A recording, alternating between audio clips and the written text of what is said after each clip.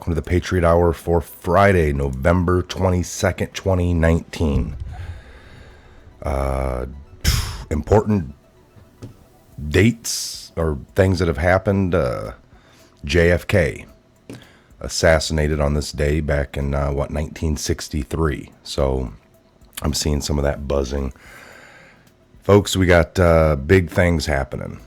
We saw that Lindsey Graham opened up an investigation into the Bidens, both of them, to pull all paperwork. There were some interesting phone calls that Joe Biden made while vice president shortly after they fired that prosecutor. He made 3 or 4 calls within days to the new prosecutor. What were they talking about? We have the right to know. We don't need to listen to nothing was wrong here, you got no proof. Well, we're digging for the proof. That way you guys can quit saying there's no proof.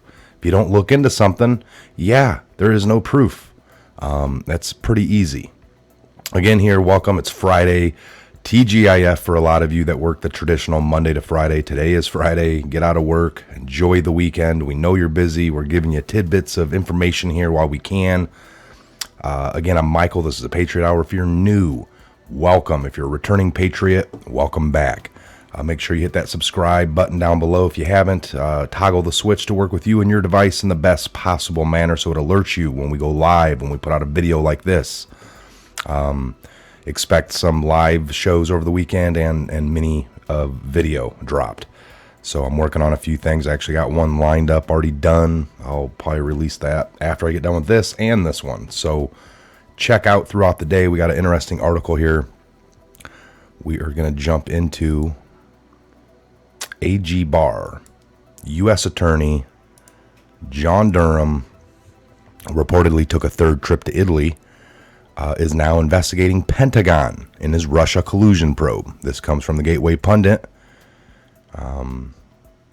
More accurate than the New York Times, Washington Post, CNN, and MSNBC for 2 years and counting.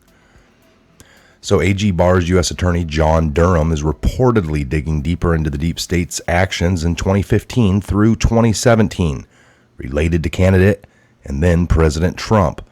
Durham reportedly traveled to Italy for a 3rd time last week, and he's also reportedly looking into actions in the Pentagon as well. So we got a Sarah Carter first reported on this. U.S. Attorney Durham is now investigating personnel in the Pentagon.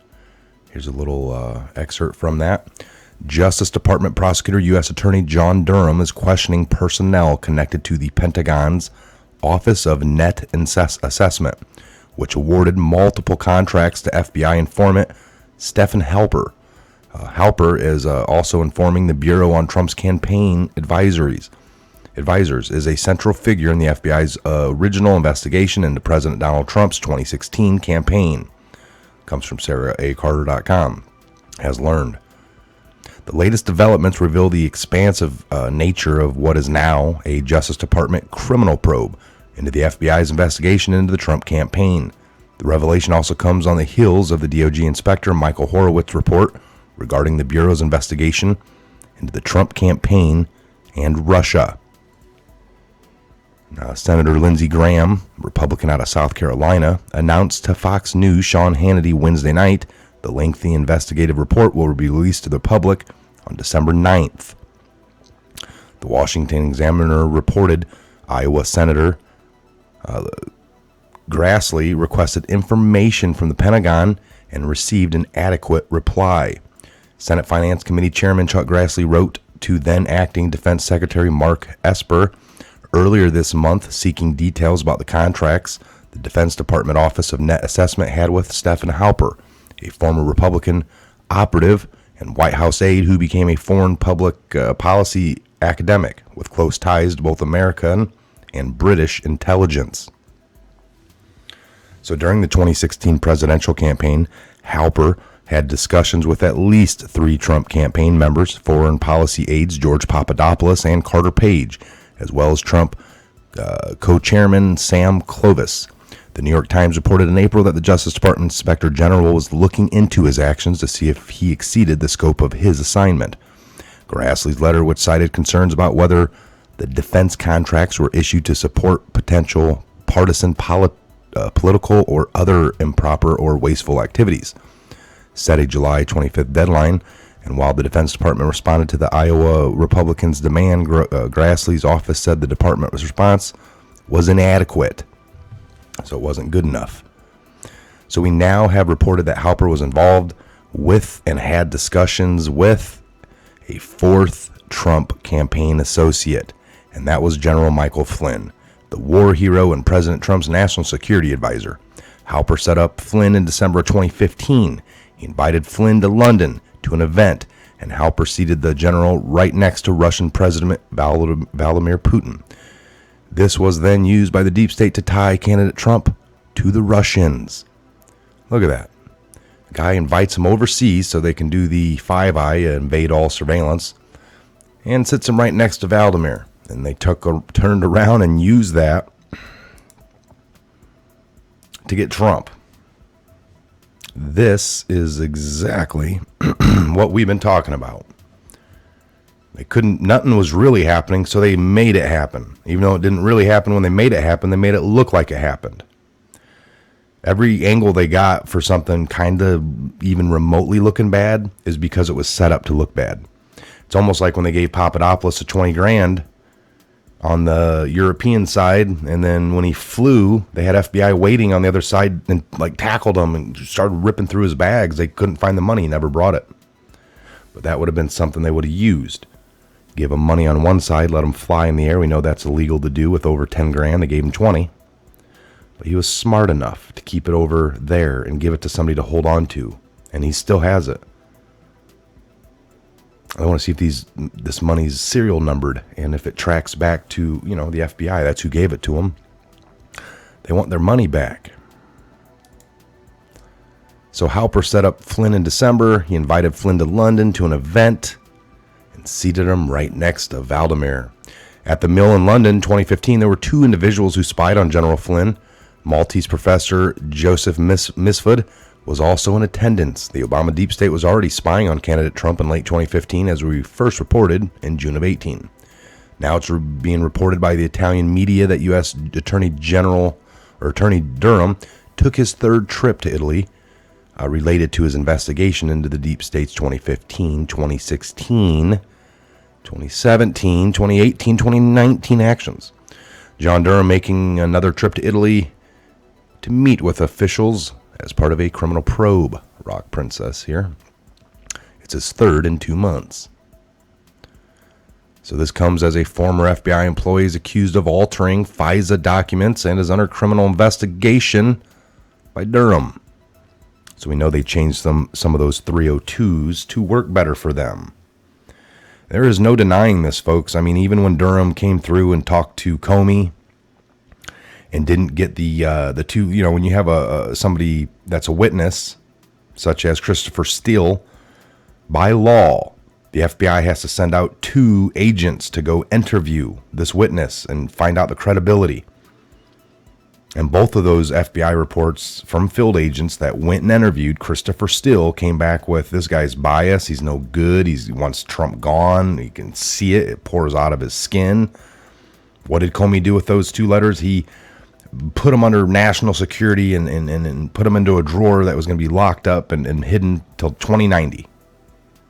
Durham didn't even get those papers. He's like, well, how did you tell the judge when you went to the FISA courts about, this being bought by Hillary, the DNC paid for it, both of these FBI couldn't vet this guy, the source. They said it kind of looked biased and it didn't look good. And how come you didn't give well, they're classified. Well, what reason are they classified? Because it doesn't fit your narrative. That's the issue with this blanketing of security, national security. We can't go down that road, folks. I mean, it gets real scary, sketchy. These people get caught in the FBI stealing things from stores, and they'll take that document and classify it under national security. That doesn't help you or me. That helps that guy keep his job. That's the kind of stuff we don't want blanketed and thrown under the rug with all this other stuff that supposedly truly is security and national security and needs to be held from the public, but not your misdoings. That's where it's gotten out of hand. That's been the problem for all these years. We have come to the conclusion that these people, like even with, the congressional hearings. It's like these bad actors on the other side, they know exactly what's going on. They rely on the fact that it's classified. You don't know nothing about it, so they can still mess with the narrative. Once all this stuff comes out, and then you think they can't spin it anymore, they blow your mind, and they do. When their back's in the corner, I mean, even with like the whole Biden, this guy, I wanted him out of there, I fired him. I mean, the whole thing's right there. And it almost leans on one little thing, and the one thing they tell you to flip the whole thing is, no, that guy was corrupt, and Biden did the world a favor by getting rid of him. Even though it kind of was coming out, this guy was going to investigate his son's company where he was at working, Barishma Holdings. The guy we got put in did a real good job. This other guy wasn't going to investigate my son. That would have been bad. So we got somebody in there that was going to investigate my son. And by the way, he found him not guilty.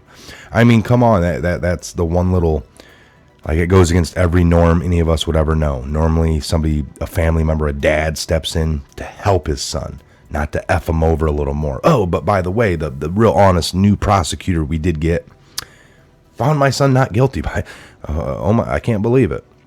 Yeah, we all can't believe it. So we know what that was. We have to listen to the criminal tell us. And that was just like if you catch the guy running into the bank with a gun. No, I just happened to have my gun on me and I was just, withdrawing some money. Yes, I forgot to give them my card and do it properly and with my gun in their face. But, you don't want to listen to that person try to tell you everything that we just witnessed didn't really happen, and here's what happened. Listen to me. That's typical. And that's typical with the mainstream. They'll sit there and say Trump's this, he's that, with no proof. With these other people that get attacked, they yell out quickly, there's no proof of that. That's like they want some kind of hardcore proof. They don't stop. That didn't matter with Trump. You talk to Trump, put the mic in his face, I didn't work with Russia. That's a lie. It's a hoax. It's a witch hunt.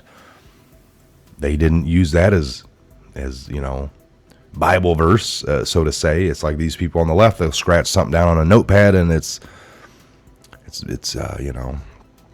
comes to life for them. It's held up on a pedestal. So again, you listen to Trump, he's been saying the same things, but his word isn't good enough compared to these other people where there's actually real evidence. Their own mouths tell the story, and it's still not good enough. Well, even though he told you that he did, what he was trying to say was this, and people just start breaking down everything Biden said that makes it look good. They'll switch Trump's words to make it look bad.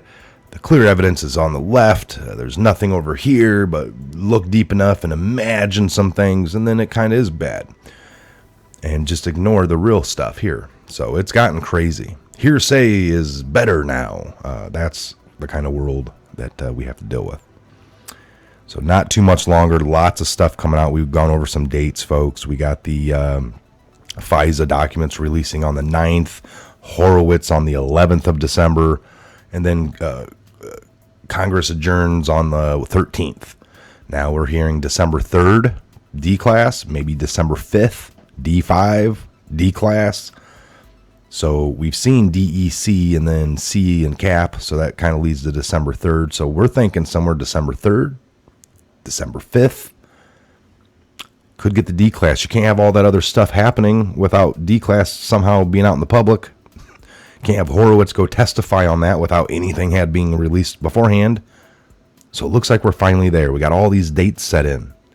Dates coming from not us, not Q, not cryptically. Dates coming from the people's mouth. Graham said it. Horowitz is set to testify now. These are real dates, real things put in. We don't have the D class, but we'd imagine to be between now and that first December 9th or 8th, 11th. I just gave the dates, but it would have to be before Horowitz. So we'll keep an eye on that. And of course, we'll report on it like we always do. We are here to the end on all this stuff. We like to go over tidbits of information. We'll always follow the queue. There are a couple new drops. I'll do that in the next video. Actually, I can...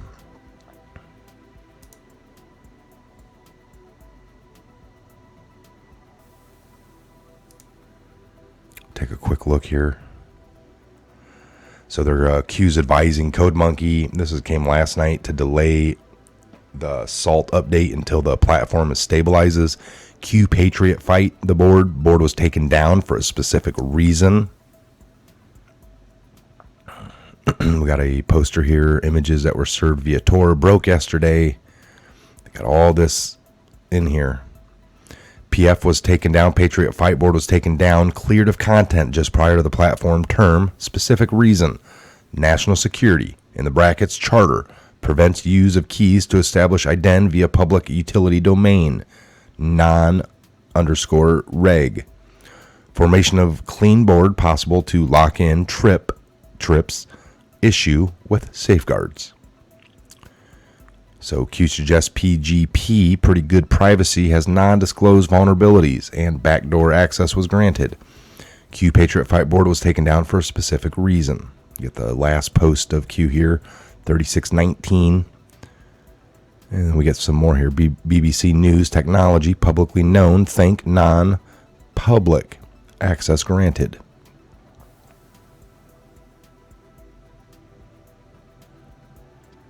Serious flaw found in secure email tech.